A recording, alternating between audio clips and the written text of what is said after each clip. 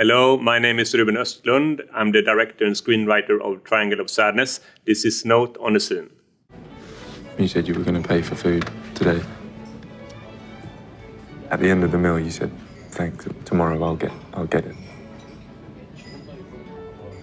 Sure, but then you picked up the bill and I thought you wanted to pay, so I said, thank you, honey. Okay, but it was there for such a long time. I mean... I didn't see it. You didn't see it? This scene, the bill scene I call it, is actually something that happened to me and my wife 8 years ago. It was in the beginning of our relationship.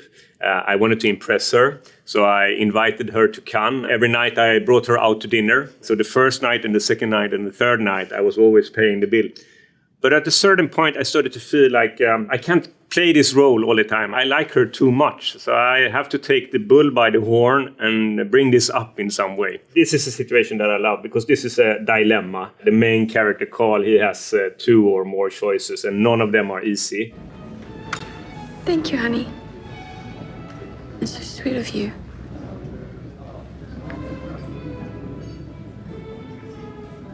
And here we see first that Shelby is looking at the bill. I hope that the audience sees that also. And then, there, and we all know what that means. You should pick up the bill now, Carl. And Shelby Dean had a very, very skillful way of like sending those eyes over to Harris and using the pauses in the right way. You could tell that she's really, really skillful in when it comes to timing and it comes to understanding the dynamics of a scene. And here in the background, we can see also that we have the window, and in the opposite of Carl is cornered. He has a wall just behind his back. But when we were shooting it, we wanted it to be that Yaya have more space behind her back. And like in this area, like that there's much more space. A little bit like, okay, that's where the freedom is, and Carl is completely cornered. And in order to get to the freedom, you have to get through Yaya first.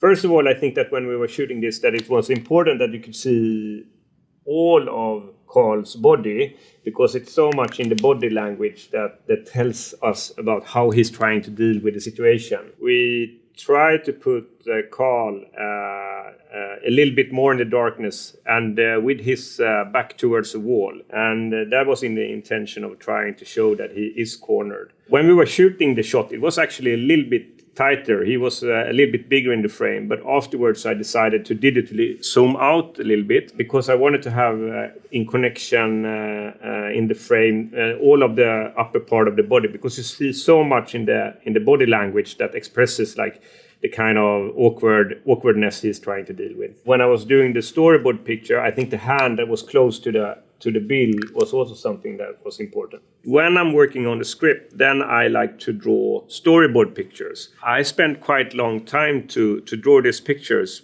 because being concentrated in drawing the storyboard pictures makes me think about the scene in a different way than when I'm writing the script. I'm working with small details. So if you look at the storyboard picture, you can see that his hand is in the image. But in the storyboard picture, we don't see Carl. We only see Yaya that has the makeup mirror in front of her face, like covering her face in order to avoid like seeing the bill. And I enjoy so much doing these storyboard pictures, because if you want to work on the small details, you have to find a way of making yourself concentrated on the actual topic for a long time.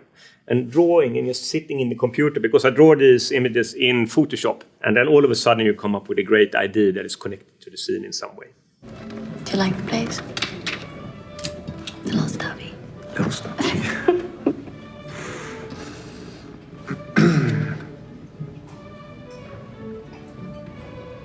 What? I don't know, you look like you were thinking that. No, I'm not. Cool. So here the music stops, and it's supposed to be like music that you hear from the restaurant, but we worked quite much with the timing of it. But it goes quite often from like a little melancholic to easy and flying, like a little butterfly. And if you listen now, when Carl is deciding to, okay, I'm going to bring up this topic, you can hear on the music. What? I don't know, you look like you were thinking this. No, I'm not. I'm not. Cool. This scene, when we were shooting it, we actually had 3 days of shooting. And I like to spend a lot of time on set together with the actors, even if we have a script that is kind of precise. And what I ask them to do is that if they feel there's something in the script that they don't believe in saying, then they have to tell me. They have to stop me and they have to say, I don't believe in these lines. And then, as a director, it's my task to try to change the setup so it becomes possible for them to say these lines. And when I'm shooting, I do a lot of takes on all the different camera setups. So I think we maybe did around 20 takes on Shelby's position. From take 1, and then we're going further and further, trying to sculpt the scene, making it more precise. And in the end, what I do is that I tell the actors, now we have 5 takes left. And then I do a countdown. 5, 4, 3. And it's a way of trying to create a very intense moment where it is almost like a football game that we are playing together. And we have to win this game together now. The last take, then I take the whole crew to stand behind the camera. And I have a gong. And I hit that gong, like, okay, everybody finish, like last take. And I hit the gong, boom. And when the sound is completely silent, then you get one of the actors to start the scene with their line. I don't know, you look like you were thinking this. No, I'm not. I'm not. Cool. Come on, I can tell there's something wrong. Just talk to me. What is it? When I was stepping over and doing an English language film, I think it was important for the actors to take quite big responsibility of how they put the words sometimes. So when I had wrote the script, that I talked to them about the script, they were allowed to change some lines. Some lines I wanted them to know we have to keep it in that way, even if it's not correct English. But other lines they were allowed to give me a suggestion.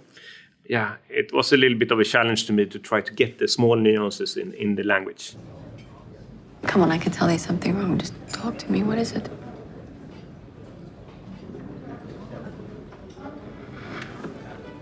No, it's just... When you say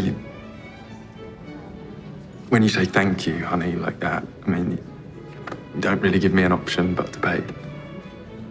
I like also when you see that the actors dare to look at the other actor for a long time, and it can be quite hard, like socially, to like lock the eyes of another person for that long time. But that is something that I try to encourage them doing when we are shooting the scenes. We worked for a quite long time to find Yaya. Yaya is inspired of a friend of my wife that is a model. So it was a hard character to play because it have to be someone that's very, very self-confident at one point. And then when the shift in the power hierarchy happens, have to be able to play low status. And I really didn't find someone that I thought fitted the role perfectly. But then my wife gave a suggestion to me. She works in the fashion industry, about an actress and a model that came from South Africa, Shelby. So I think it was maybe 2 or 3 months before the shooting should started, actually, that Shelby flew to Gothenburg, where I live, and we had an improvisation in the office. And then I asked her, okay, in which way can you make it as hard for me as possible to actually deal with this situation? And Shelby is like was such a sweet person. All the situations around the improvisation, but as soon as you said action, she could go and play high status in such a skillful way. And it was kind of easy to decide on her to get the part after that improvisation. It's just an observation, because it's something I've noticed.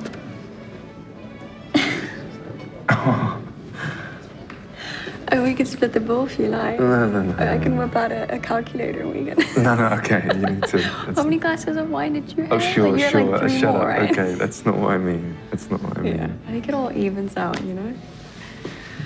You go on a roller coaster ride, a very emotional one, where you sometimes almost manage to get friends again. But then something happens and then you are super far apart. It is interesting with these fights that you have early in the relationship, because the consequence can be that you're not going to be together anymore. Don't you remember last night you said you were gonna pay for food today? At the end of the meal, you said, "Thanks. Tomorrow I'll get it."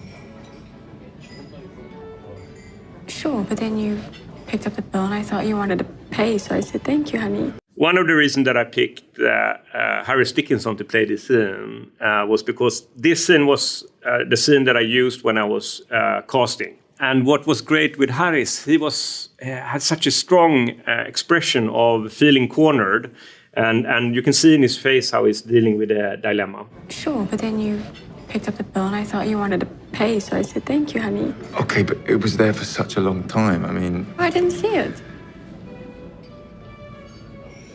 you didn't see it. No, I didn't. I didn't see it, or I didn't notice it. We were just having a nice dinner. The title Triangle of Sadness, it comes from this wrinkle that I have that you get from making feature films, definitely. I can try to, it's this. And in Swedish it's called trubbelrinkel.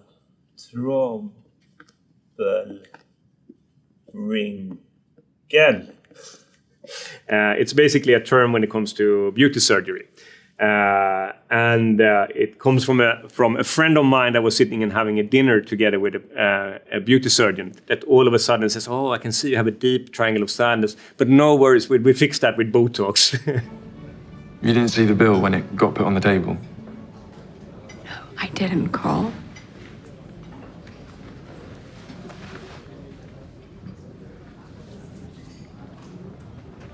In the 3 last films that I have done, Force Majeure, The Square, and Triangle of Sadness, you can almost consider it a little bit of a trilogy where I'm focusing on being a man in contemporary times. And when the man and the expectations of the man is ending up a dilemma where we want to behave in a different way.